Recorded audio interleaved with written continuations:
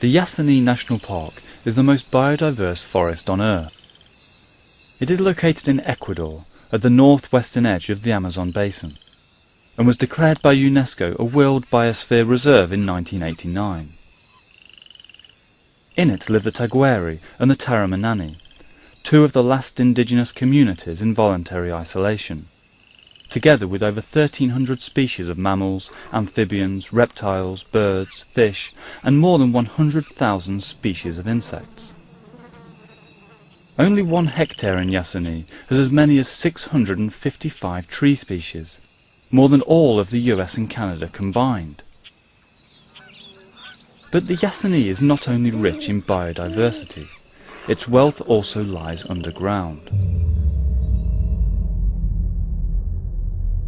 The ITT, an oil extraction block within the park, holds 850 million barrels of crude, which represent 20% of Ecuador's reserves.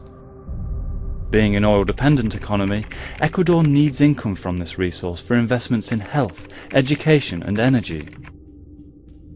Financial requirements are already pressing for the extraction of oil under the Yasuni, posing a major threat to this fragile ecosystem. Habitat could suffer through soil contamination or by the opening of this area to urbanization and deforestation through the building of roads. Even if precautions are taken, history shows that degradation of the forest is inevitable. But is it really inevitable? Not necessarily. There is a way to keep oil underground. 850 million barrels of oil are worth $7 billion. When consumed, this oil would release 407 million metric tons of carbon dioxide to the atmosphere.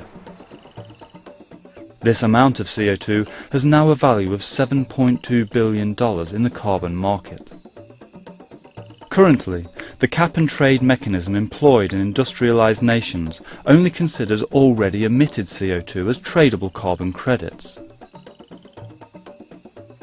The Yasuni ITT initiative proposes keeping oil untapped and trading its value as non-emitted CO2 within the voluntary carbon market, therefore generating income enough to relieve the need for extraction in the Yasuni.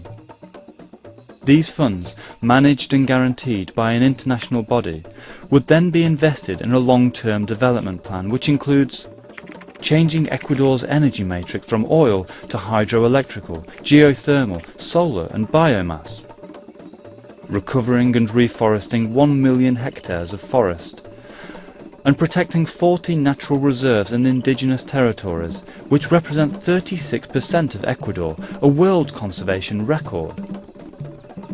Through this development plan, 820 million tons of CO2 would be additionally mitigated during the next 20 years, adding to more than 1.2 billion tons when including the avoided emissions of oil kept underground.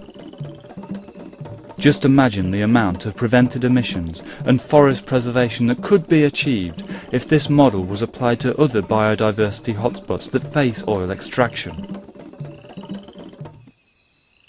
The Yasuni ITT initiative can be the cornerstone of an effective and realistic mechanism to protect fragile ecosystems and mitigate climate change.